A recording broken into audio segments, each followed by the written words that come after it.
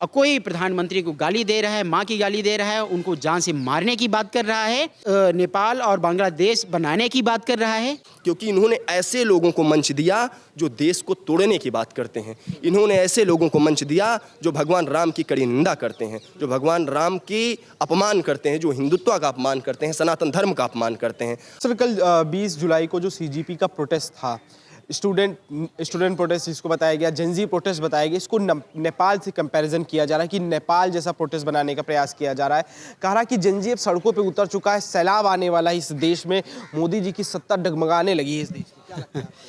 नहीं, बिल्कुल ये पूरा प्रयास था कुछ ऐसी बुरी ताकतों का कि ऐसा कुछ क्रियास क्रिएट किया जाए कि देश के अंदर ऐसी अस्थिरता का भाव उत्पन्न हो और क्या कहते हैं, जैसे कि बांग्लादेश नेपाल में जैसे जैसे प्रॉब्लम्स हुई वैसे ही यहाँ पे भी ऐसी ही अस्थिरता का भाव बने।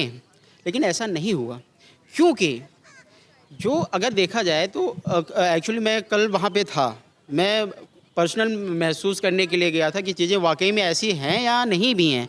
इसलिए कई तरीके से मैं चीज़ें सुन रहा था और देख भी रहा था। वहाँ पे दिखाया जा रहा था कि स्टूडेंट्स को मारा जा रहा है और बहुत परेशान है। तो कहीं ना कहीं वो फीलिंग्स जागती है कि नहीं, स्टूडेंट्स तो मैं भी था, प्रॉब्लम्स में मैं भी था, ठीक है, और स्टूडेंट्स की प्रॉब्लम भी जायज़ है, ठीक है। आखिर ये उत्पन्न कहाँ से हुआ? उत्पन्न तभी होता है जब अभाव होता है। अभाव कहाँ से आता है? जब हम अपनी जिम्मेदारी अच्छे से ना निभाएं जो हमको दिया गया है। तो सरकार को जो जिम्मेदारी दी गई थी, एजुकेशन मिनिस्टर को जो जिम्मेदारी दी गई थी, शायद वो जिम्मेदारी वो अच्छे से नहीं निभा पाए। प्रोटेस्ट जो है, क्या ये प्रोटेस्ट वाकई में जैन जी के लिए सार्थक है? कितना सार्थक है भाई? क्या वहाँ पे स्टूडेंट्स हैं? कितने स्टूडेंट हैं? मैं बता रहा हूँ, वहाँ पे जो स्टूडेंट्स लॉबी है 7 से 8% है।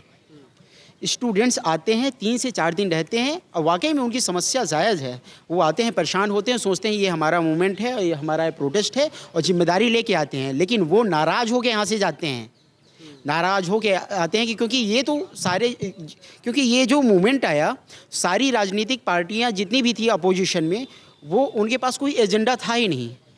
कॉकरोच जनता पार्टी जो बनी एक्सीडेंटली बनी और जितनी भी राजनीतिक विपक्ष की पार्टियां थी वहाँ पे अपनी वो अपॉर्चुनिटी उनके लिए क्रिएट हो गया, ठीक है। तो वो अपने भविष्य को वहाँ पे तलाशने लगे, ठीक है।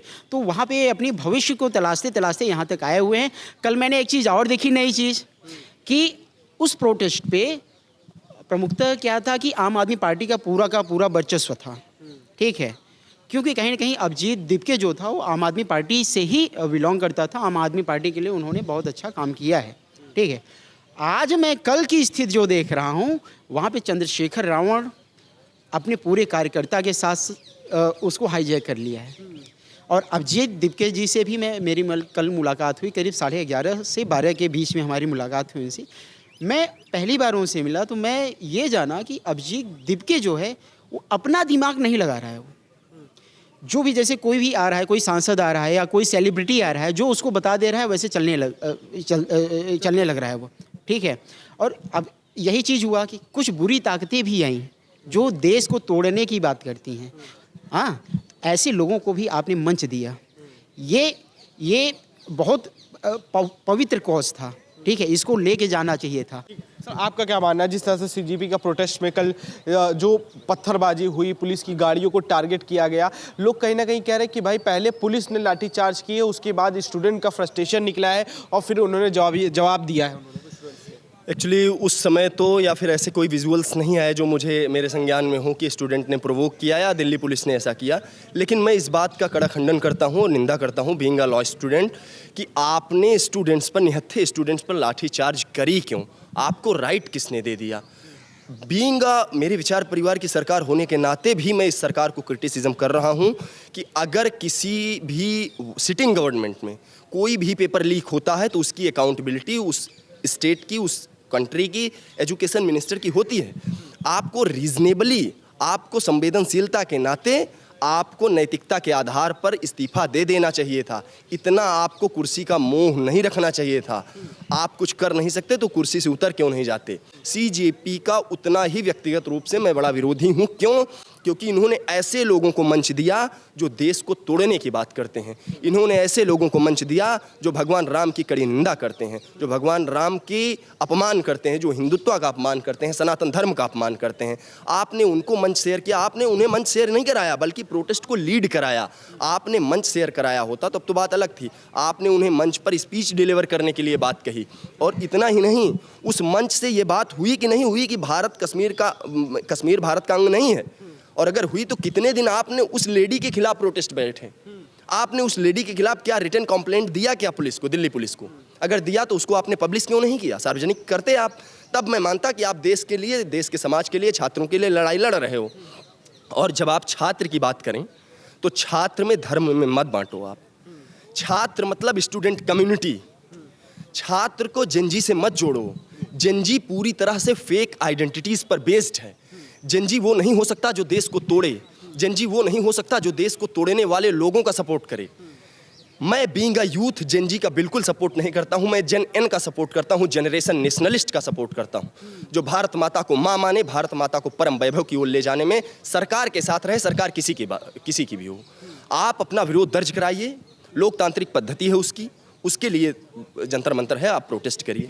अकाउंटेबल लोग थे, जो नियुक्त प्रवक्ता थे, वो तो पॉपकॉर्न खा रहे थे, वो तो मूवी बर्गर खा रहे थे, वो तो मूवी देख रहे थे। आपने युवाओं के उन भीड़ को भेज दिया प्रोटेस्ट में, और युवाओं को बरगला करके युवाओं को लाठियां खाने के लिए भेज दिया। होती हिम्मत तो सबसे पहले आते कि पहले मुझे मारो, बाद में मेरे इन प्रोटेस्ट को मारना। आप तो आंदोलन को लीड कर रहे थे ना।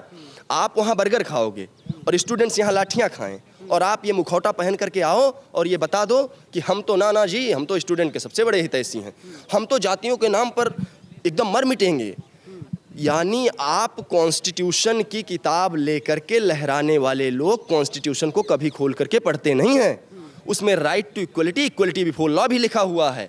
जाति, धर्म, मत, मजहब, संप्रदाय के आधार पर किसी का विभेद नहीं कर सकते आप एक कास्ट को गाली दे रहे हो। सारी गड़बड़ी एक कास्ट के ऊपर है, और सारा शोषण एक पर्टिकुलर कम्युनिटी का हुआ है, और जिसका एक्चुअल में जहाँ शोषण हो रहा है वहाँ ये नहीं बोलेंगे। मैं लाइव एग्जांपल देता हूँ, आप गूगल सर्च कर लीजिएगा।